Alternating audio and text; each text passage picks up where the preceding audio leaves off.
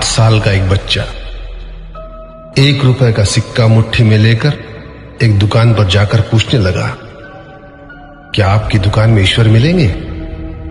दुकानदार ने यह बात सुनकर सिक्का नीचे फेंक दिया और बच्चे को निकाल दिया।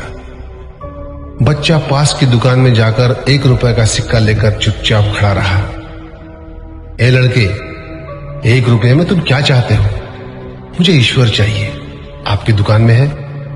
दूसरे दुकानदार ने भी भगा दिया, लेकिन उस अबोध बालक ने हार नहीं मानी। एक दुकान से दूसरी दुकान, दूसरी से तीसरी, ऐसा करते करते कुल 40 दुकानों के चक्कर काटने के बाद एक बूढ़े दुकानदार के पास पहुंचा।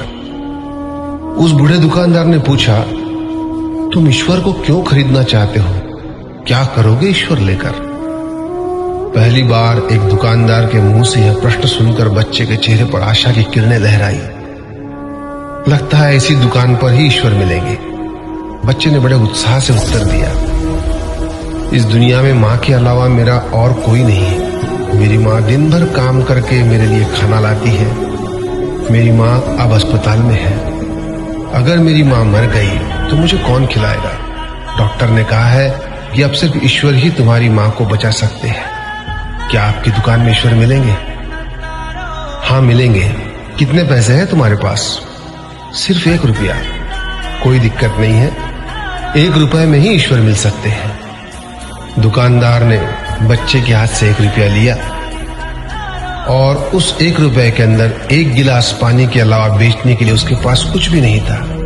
इसलिए उस बच्चे को फिल्टर से 1 गिलास पानी भरकर दिया और कहा, यह पानी पिलाने से ही तुम्हारी माँ ठीक हो जाएगी। अगले दिन कुछ मेडिकल स्पेशलिस्ट उस अस्पताल में गए। बच्चे की मां का ऑपरेशन हुआ और बहुत जल्दी ही वह स्वस्थ हो गई। डिस्चार्ज कागज पर अस्पताल का बिल देखकर उस महिला के होश उड़ गए। डॉक्टर ने उन्हें आश्वासन देकर कहा, टेंशन की कोई बात नहीं है। एक वृद्ध सज्जन ने आपके सारे बिल चुका दिए हैं, साथ में एक चिट्ठी भी दी है। महिला चिट्ठी खोलकर पढ़ने लगी। उसमें लिखा था, मुझे धन्यवाद देने की कोई आवश्यकता नहीं है। आपको तो स्वयं ईश्वर ने ही बचाया है। मैं तो सिर्फ एक जरिया हूं। यदि आप धन्यवाद देना ही चाहती है तो अपने अबोध बच्चे को दीजिए, जो सिर्फ 1 रुपए लेकर नासमझों की तरह ईश्वर को ढूंढने निकल पड़ा। उसके मन में यह दृढ़ विश्वास था कि एकमात्र ईश्वर ही आपको बचा सकते हैं। विश्वास इसी को कहते हैं। ईश्वर को ढूंढने के लिए करोड़ों रुपए दान करने की जरूरत नहीं होती।